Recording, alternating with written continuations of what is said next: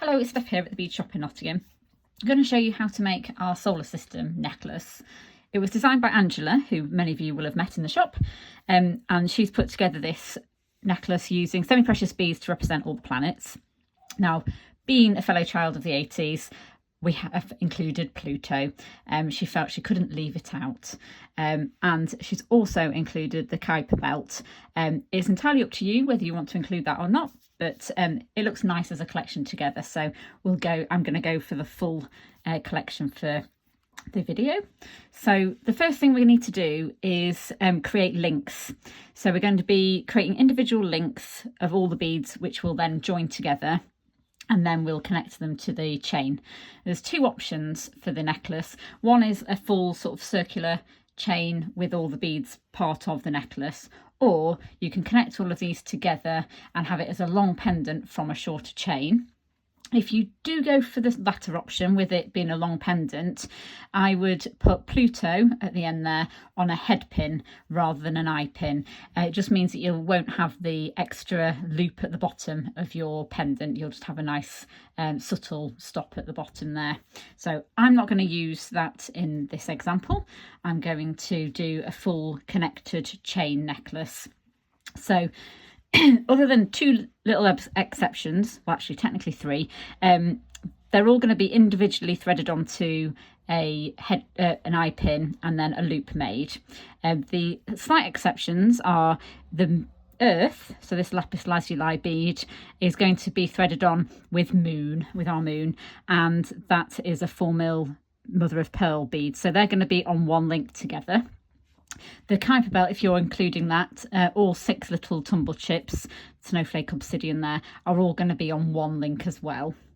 Now Saturn, Angela very cleverly created Saturn's ring as well using a quick link here, and that is joined in ever such a slightly different way, so I'll do that at the end. So now we can get started. So I like to create all my links rather than creating a link, joining it on, creating a link, joining it on. I like to just have a little production line, so that way you're not stopping and starting all the time. You kind of get really into the rhythm of everything you're doing. So I'm just threading all of my beads onto the eye pins, so then I can just pick each one up and get started with my loop making.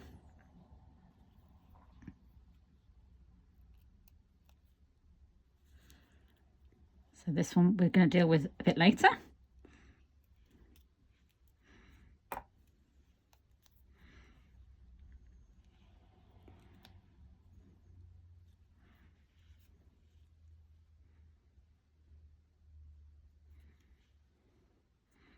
And then these are the ones that are going to all go on together. You might decide to cluster these in different ways, so try them out on your eye pin.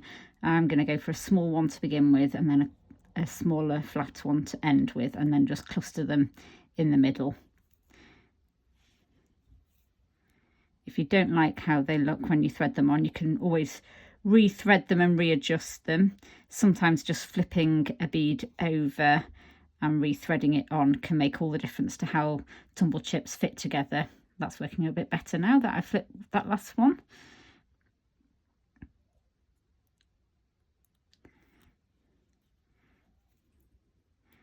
And there we go. And last but not least, Pluto at the end there.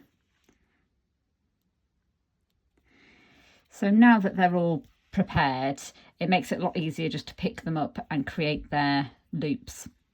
So to do this, we are going to be using round nose pliers. So it's a good idea to always try and make your loop ideally roughly the same size as your loop at the other side, which is about 2mm. Now it will depend a little bit on your pliers you're using. These are quite fine at the end, they're the professional pliers. So I'm going to go about sort of 7mm in from the end here, and that should give me a good size loop. If you're unsure and there's too many things to think about, just get a marker pen, fine marker pen, or even a little bit of tape, and just put a little line on your pliers, and that will allow you to always make the loop at the same point without having to think too hard about it. Now, because I've made so many loops in my life, this comes almost as second nature anyway. So positioning of your pliers is important. So we need to leave a little bit of a gap. So you can see that there. So I'm gripping the eye pin above the bead, but leaving about a 1.5mm gap, sort of anywhere between 1 and 2mm is ideal. And then the first thing we're going to do, I'm going to put this side on. I normally create everything in front of me with this action, but you can't see what I'm doing then. So I'm going to show you side on here. So the first thing we're going to do is make a push that is almost 45 degrees away from us. So all I've done is hold on to the beads with my non-dominant hand and pushed the wire away from me. So it's that action. So I've created that 45-degree angle. And now that is the lower part of our shoulder. So you can see that bend there. Now the next thing we're going to do is push this piece of wire over the top of the pliers, which will technically be towards me. So I'm going to start my pushing action like this towards me. And so you can see what's happening there. Let it refocus. There we go. It's going right over the pliers and it gets to the point where it just touches the bead there. If we go any further, the lower part of the pliers get in the way. So at this point, we actually loosen our grip. So you can just take your pliers out at this stage, but I actually find it easier to loosen my grip and spin them round so that I'm gripping the top. So if that feels strange, if you're in this position, you can just take your pliers out and then re-put them in, but just make sure you push them all the way back along, and you're aiming to have the pliers free at the bottom here. So you're gripping the top part of the loop. So you've got the top part of the pliers here and inside the loop.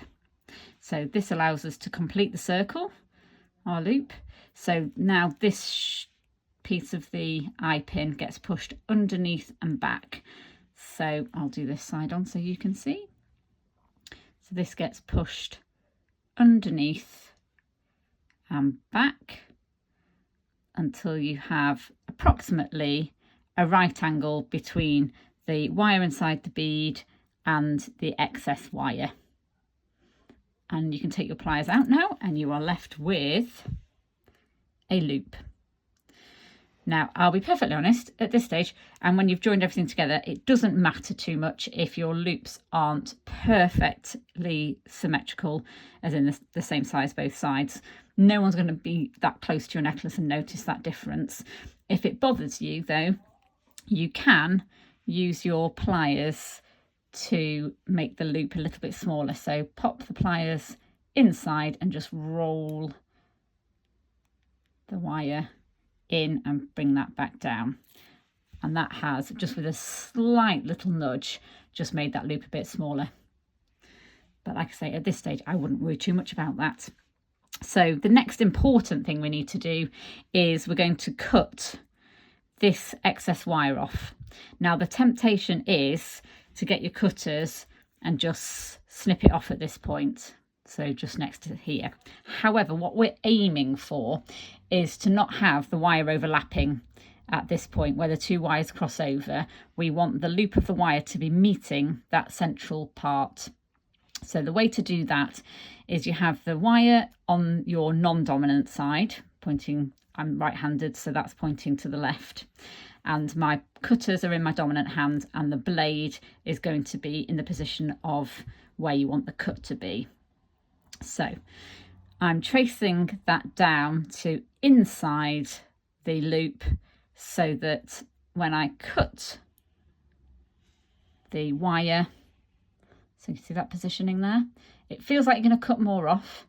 You need to make sure that you're not cutting all the way through your loop. You must be just cutting through the excess bit of wire, but from inside the loop. So when I give that a good squeeze, you are left with a loop that is meeting the middle rather than overlapping the middle. So that bit's quite important. Now, there'll always be a slight kink in that little bit of wire there.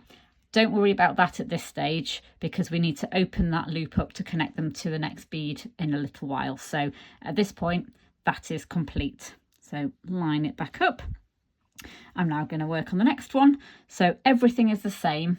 So I'll go a little bit quicker. So if this is just more of a recap for you, remember you can pause and replay any point of the video as many times as you need until you've got the process, you're happy with it and you're feeling confident. So you're gripping with your round nose pliers, ideally roughly the same point every time, and I'm leaving 1.5 millimeters thereabouts. You just don't want to leave massive gaps or even like too big there, because otherwise the bead's just going to be very gappy. So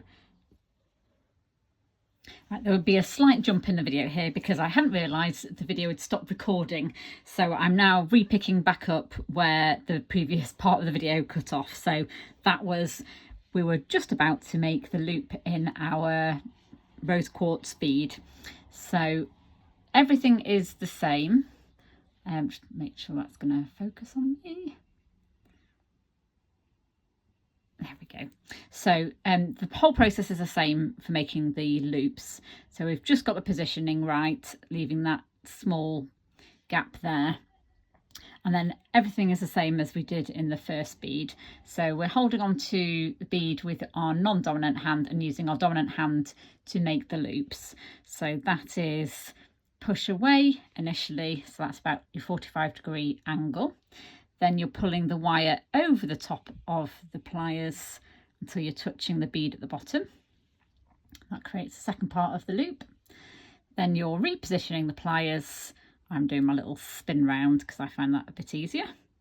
And then that long piece of wire continues underneath and back to form your right angle and loop. And then you cut off that excess bit of wire. So that's getting it inside the loop, but making sure it's this side you're cutting off and you've got your blades in the position of the cut. And there we go. So that's the next one done. So you're just going to continue working across your pile of beads. You're all lined up, ready to go. There are a few little tricks that help remember the sequence. So I like to think of it as on that very first bend, you've left your gap, you're always going to use your pliers to make the first bend. So that's in there now. Then you're going to use your fingers to bend the wire over the top towards you. And then you're repositioning the pliers. And then you're pushing the long piece underneath and back. So you're alternating how you're moving the wire or the movement you're doing. So it's pliers first, then with your hand, reposition the pliers and then move the wire with your hand again. I'm ever so sorry about my cat. So there's the next one complete. Okay, the cat has been banished. She's not normally that chatty, so I do apologise. But now we're going to carry on working across all of our beads. So, like I say, I'll probably speed up, but I've done this so many times now that I really could do these without even paying much attention. So you will get quicker and you'll find it easier to do each one the more confident you get with them. So it's always that first bend away, over the top towards you, reposition your pliers and then push underneath and cut. So if you find your loops ever start looking a little bit more pea-shaped than round, the chances are on that very, very first bend, you're actually pushing the wire with your fingers instead of pushing the pliers. So that very first bend is probably the most crucial because you're then in the right position by using the pliers to make that bend to wrap that over the top of the pliers to create the second part of the loop. If you accidentally push the wire on the first step, when you come to wrap the wire around the pliers, you're essentially undoing that first bend and you'll create a P shape. It will still work, but it just won't look as balanced. And there are a few spare eye pins included, so if you do find you've made a bit of a hash of one of them, it's not the end of the world. You are learning as well during this. Also, if you do accidentally make a P shape, so say you had accidentally pushed that first bit of wire and then wrapped over the top and ended up with the P shape, if you realise before you've cut the excess wire off, you can pop your round nose pliers back inside your loop and give them a little bit of a tweak to create that shoulder again, and then re-neaten everything up. Once you've cut it, it's a lot harder to do that, but there you can see it's kind of sorted itself out just by a little bit of assistance and tweaking, but that's sometimes all it requires to re-neaten it up, get it back into shape. There we go. By the time you get to the last one, you'll be feeling very confident, I'm sure.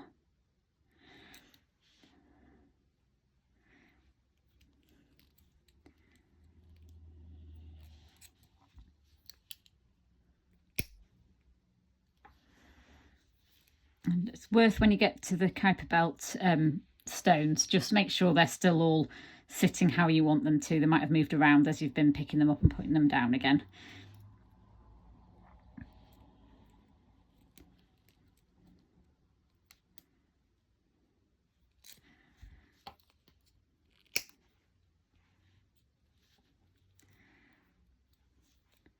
And then, last but not least, Pluto here on the end.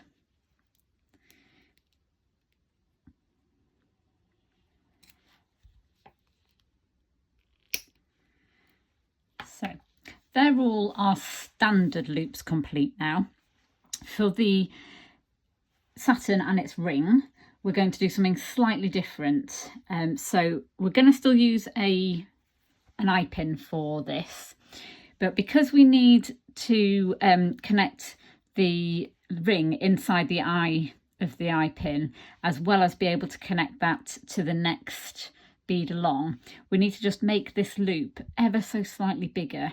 Occasionally you do end up with an eye that might be a little bit open or slightly ajar, but most of them are going to be pretty consistent.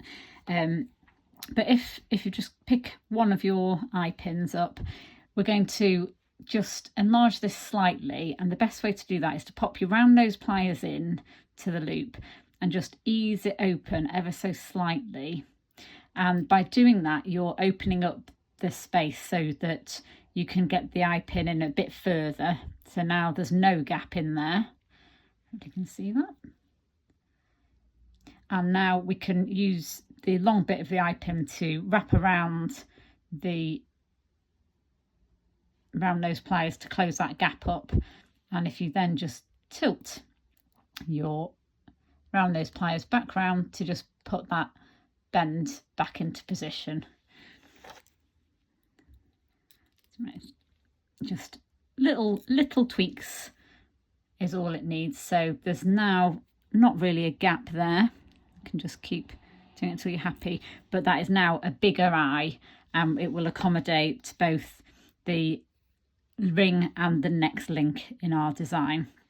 So the next thing we need to do is actually to open this up, and this will be the same way that we open up all the links when we come to connect everything together later. So you're going to use chain nose pliers, so they're ones with a flat inside edge. I'm going to get hold of the front part, so the opening is just here in the eye pin. So I've got hold of the front bit there, and I'm just twisting it, so it's just almost like a little lift action. You can't really tell from the front, but when you look at the side, you can see that I've created a gap there, and that should be enough of a gap. It might need to be a bit further open. It's just enough of a gap to get the link in there, and then close that so you can see how it's just twisted there. Then get hold of the side and just bring it back to the center. So what you'll have there is your ring connected to the eye pin. Now we can slide the tiger's eye bead on there. That is going to sit inside the ring. So now we need to create a loop on the other side. So to get our positioning right, so we don't end up with a loop all the way over here or too close, you're going to hold the bead in position there and the wire against the loop, the ring, and then you're just going to grip the eye pin just inside the gap there, so just the inside of the ring. And that way, when we let go, we know that's in a good position to make our loop. Now, it's a good idea just to make sure you've got them parallel. So that ring is at the bottom there. So now I know when I bend this top bit, it will be in the right place. Just make sure it's going to be about the right size as well. Don't need to be a little bit bigger. So now we can bend our wire away from us, roll over the top, reposition, and push back. So that link is exactly the same, but before we cut off this excess bit of wire, we just need to make sure that that has lined up nicely. So just flip that back over and you can see that that will just fit inside. So the best way is to look at it sideways. That will fit inside and there'll be space for the next link to be connected. So now we can snip that excess bit of wire off, and we need to open this link. So grip the side of it and just twist it open a little bit towards you, and then fold your link up so that you can get it to slot into your loop. You might just need to again pull it a little bit further open just to be able to slot it in, and then close that up. And you are now left with a link that has a ring around it. So it's quite a fun way of adding a bit of extra dimension there. So that is Saturn complete. And we are now ready to connect all of our beads together. So one thing to bear in mind is if you are going for a finished necklace that has a chain on and a long pendant, so it's hanging from it, so you have like a long dangly pendant as your arrangement, the very last bead, so Pluto in this case, it might not be for you, but that's entirely up to you. You'll see there isn't a loop at the end here, and that's because that very last bead has been created on a head pin. So all that means is rather than having an eye at the end, it's just got a flat head, which means the bead won't drop off, but you don't have anything else hanging below. So that's just a really nice alternative way of finishing off the end, and it just makes it look a little bit more professional. If you're connecting your beads together and then joining the chain at either end, in which case, which is what I'm doing here, we'll be connecting them all together and have a link at both sides as well.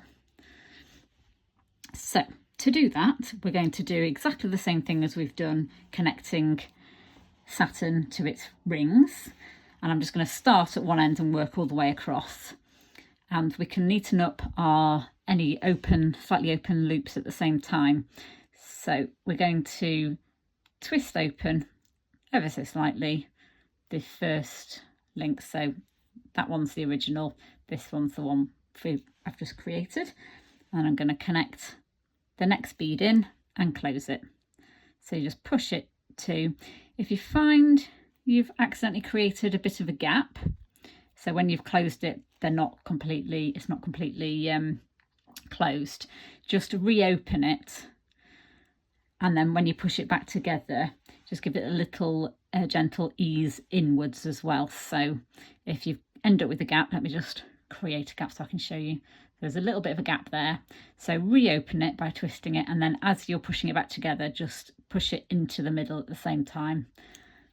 And it's just little actions, but that will close up all of those links and make it nice and secure. do keep an eye on if your beads have accidentally moved at all. You don't want to end up connecting your planets in the wrong order, unless you specifically want to.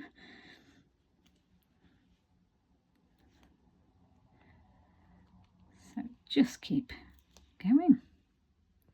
This bit's quite satisfying because it all comes together very quickly at the end.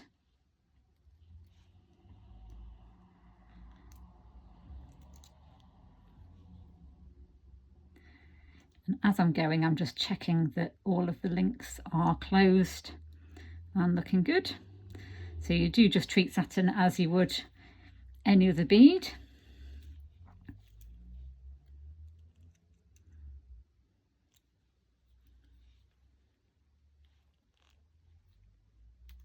It's a little bit fiddlier with the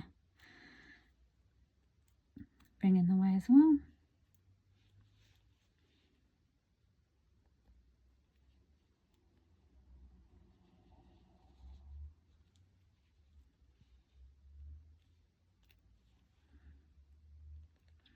So if you can't get it in, just open up the link a little bit further.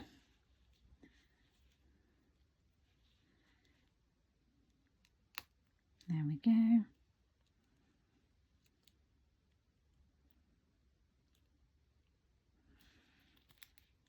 Super, and then just last few to go.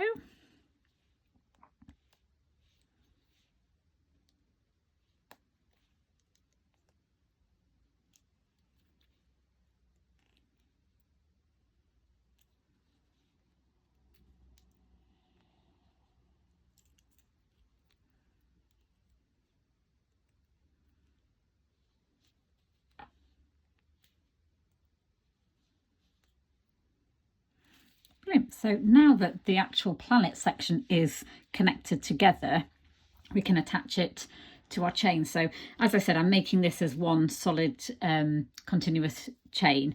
So what I'm going to do is cut this completely in half. So you've got a ready-made chain in your kit with a clasp on there already.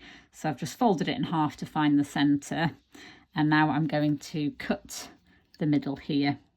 So as you cut it, you're likely to break at least one of the links, and sometimes you catch a second. So if there's any broken bits at the end, remove those. So you end up with two ends and you can connect them in. Now, if you already know that you want a particularly short necklace, you can cut this down further. But what I would suggest you do is keep it on the longer side and try it on, because you can always cut a bit more off, but it's a bit harder to add a bit more on if you get it too short. So the chain that comes in the kit is 18 inches, and this makes a length about 5-ish inches long. So you're going to end up with around about 22-23 inch long necklace, which might be a bit longer than you want.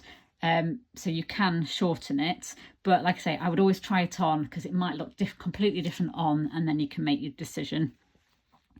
So to connect the ends of the chain, it's exactly the same way as we've connected all the beads together. I'm just going to twist the last link open and then pop the last link of the chain in there and close that. And the same on the other side.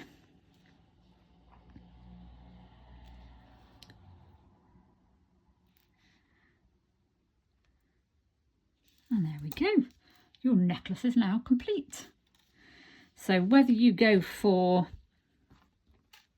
a curved necklace with your beads incorporated into your chain or a long one, I really hope you enjoy wearing your necklace. It's quite a fun design and it seems to have appealed to a lot of people, which is lovely.